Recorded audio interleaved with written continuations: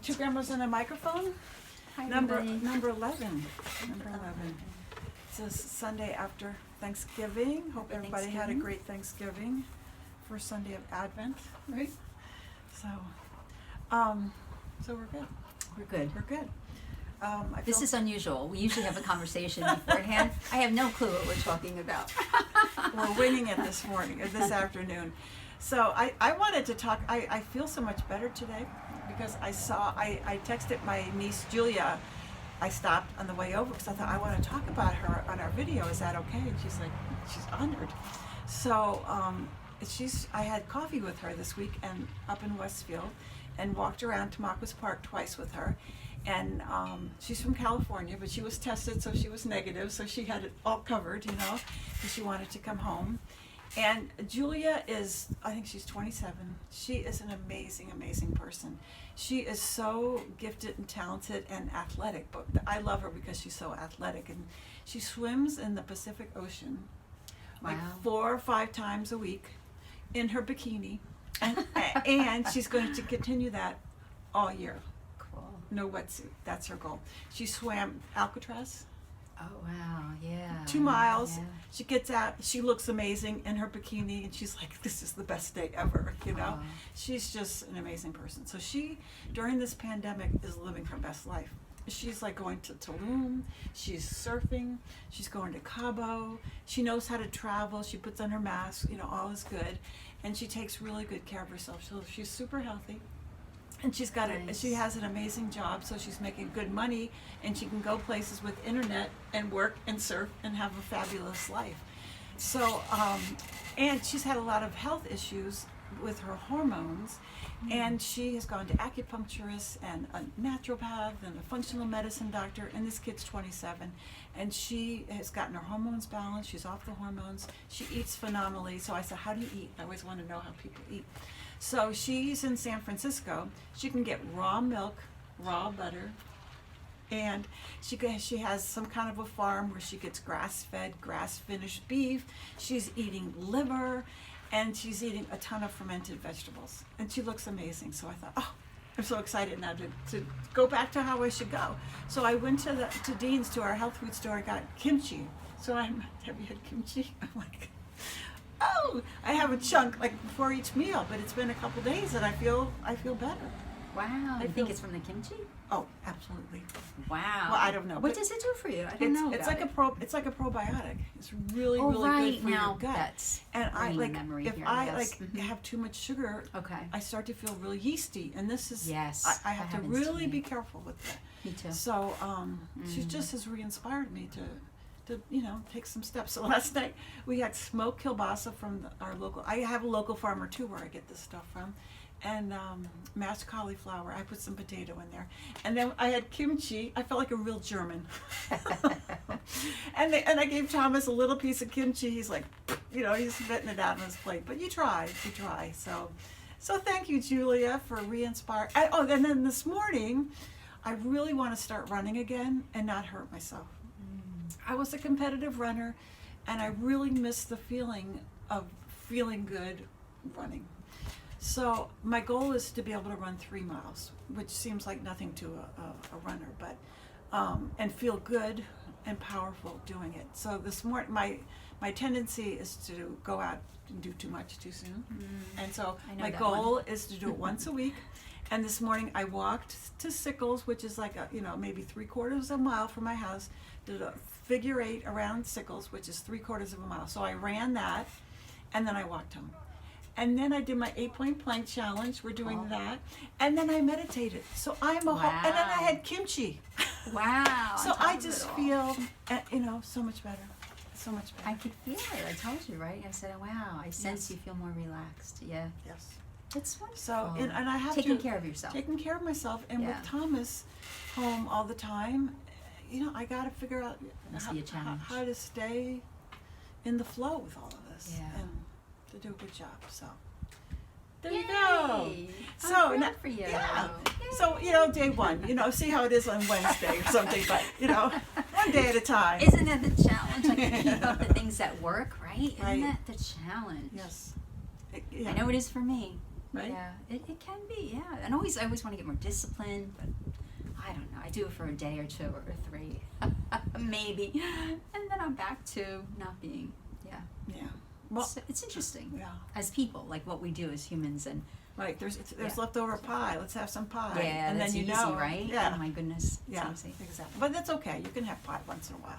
You know? I have that thing like you though. I feel like I get little yeast things if I have too much sugar. I do. I notice it in different ways, you know, on my body. Yeah. It's And too interesting. much sugar can be like Yeah. a teaspoon of raw honey for me. Oh, is it? I mean, it can be if I start to do that Wow. on a daily basis. Oh. I start to get the symptoms back. Mine's pastries. It's not like and dip- ice cream and you know and little Yeah, gosh Well, I could do things that- I can from do that, sickles too. yeah I know you have nice snacks here for the grandkids. for the grandkids. Yeah. And then of course they're so easy to You pick come up. to my Anyway. house, have a spoonful of honey here. No, I'm kidding when I say for the grandkids. They're definitely for me. But it's not. It's like I have this sweet tooth, but it's not great in the long run. For Have me, some yeah. kimchi before your meal, I'll try that. and that I really think, helps. maybe. It really helps get rid of Yeah. the sugar cravings. Oh, okay. Yeah. I'll look into that. It's really good for Why you. not? What does it Just- taste like? Is it It's like sauerkraut, or you Oh. can get sauerkraut okay? and just take like a spoonful before your meal. Okay. Because I always find after a meal, especially after dinner, lunch, because I usually have my bigger meal at lunch, I want something sweet to end it. If I don't have something sweet, I feel like I still want to eat. Right. It's strange, interesting. Right. I'm sure it's more of a habit because there was Well, a it is, time. but- Yeah, because there was a time that I really did cut out the sugar. I didn't miss it for anything after time. You know. You feel so much better. And when I you did cut feel out the better, sugar. and it wasn't hard. When I saw it, it wasn't even interesting. It didn't even entice me Right. or. That's wasn't when you a know you're in a temptation. good place. I when was it's like with that. it, and then I go back, and I Yeah, don't know what right. that's about. I think I say, "Oh, I'll just have a little bit." Yep. Yeah. And there you go. Story of addiction, right? Yeah. Yes. So Vicky's got some exciting news. Go ahead, Vicky. I do have some exciting news. So, this book, Corona City, just got published. Maybe 3 days ago, Wednesday. Yeah, on Wow. Wednesday night, and I received my copy last night. Corona City, Voices from the Epicenter, and it's an anthology of pieces, writing pieces from writers from New Jersey and New York. It's all about personal experiences of the pandemic. I'm just realizing I don't I'm have so my sorry. microphone on. You don't have your microphone on. Okay. I I didn't think know you're what- sitting on it. So what will probably happen is we may have different volumes. I was so on. excited about kimchi. Yeah. All right, Yeah. you keep talking. So what I'm thinking is you may hear your taping. You know, we're not even going to do it because by the time I get it, Okay. The only ahead. thing is you may hear all that noise. That's why I thought about it. Excuse me. I'm so sorry. but then we have to got turn the this off or microphones to something. Especially cut out the outside noises since we're outside. Okay. So that's why I think it may be more helpful to cut because it's a lot of noise right now. I don't know what they're doing. It sounds like a lawnmower or something, but maybe it's a boat. Okay. Anyway, so Corona City. This was put together. Lorraine Ash is the editor, and it started in the early part of our pandemic in March, April, May. She had a writing group that had to do with writing stories about the pandemic. And then they had this idea to put it into a book, an anthology of pieces. And I'm so grateful she invited me to write something for this book. So it's in here, but along with my story about dealing with the pandemic are 70 or 80 other stories, more or less, and photos, beautiful, amazing photos of that historical time, of this historical time. We're still in We're it. in the middle of it. We're still right, in it, and right. it's coming back. So it was just released. The icing on the cake, I said to Mary, is that all the proceeds go to feed the hungry. So if you're looking for a holiday gift or just something to keep as part of a memory of, like Mary said, my grandchildren will have this to look back on. The stories are all unique, personal, yet representative, I think, of the diversity and our diverse experiences in this pandemic. Certainly there are frontline workers, there are journalists, there are photographers, there are everyday people, there's teachers, all kinds of people writing stories. So I hope you look into it. Right now you can purchase it on Amazon, and we're actually doing very well. It was just a couple days ago, but please help us to keep our sales up and be able to donate to the hungry. So that is the icing on the cake. I'm so proud that that's what we're doing with the proceeds of this Right. book.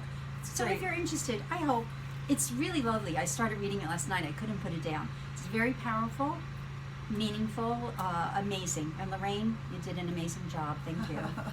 Thank you. Do you want to talk a little bit about your story, like what you wrote? And Christine Todd Whitman. I know Christine Todd Whitman Christine. writes. Christine Todd Whitman. She writes something about it, and many people write reviews, and really stellar reviews. Yeah. Somebody says a heartbreaking, necessary, and moving active witness, rather. This extraordinary book allows the reader to enter the hell realm that New York and New Jersey became in the spring of 2020. A hell realm populated by extraordinary, selfless angels. And I think that applies to a lot of people, whether you wrote in this book or not. It's the New York, New Jersey area. It is basically focused on the original epicenter, which was New Jersey and New York. And so I think you will, living in New Jersey, New York, you will greatly appreciate the photos. I love this one of Grand Central Station. It was supposed to be this was taken when it should have been, the busiest time, and there was no one there. It was empty. Yeah, and it was empty. So I love that photo. I think that was perfect. So, all the proceeds go to fight hunger in America, which we know right now is at an amazing number of people that are struggling. So please look into it. I greatly appreciate it. Do you want to talk about a little bit what you wrote? Well, I can. It was a little different than anyone else's. Which I said that to Lorraine. I don't know, Lorraine, if you want me to write something. It won't be like everyone else's. So I just wrote about my own internal experience of it, and it had a lot to do with the isolation and the emotional experience of that, as well as the blessings that came from that isolation. Really, in the end, that's what it came to.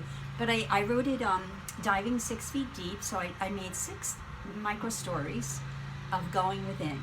And actually, I talk about grief in the end, too, because there was a lot of grief involved, I think, for all of us. There was a loss of our usual lives, right?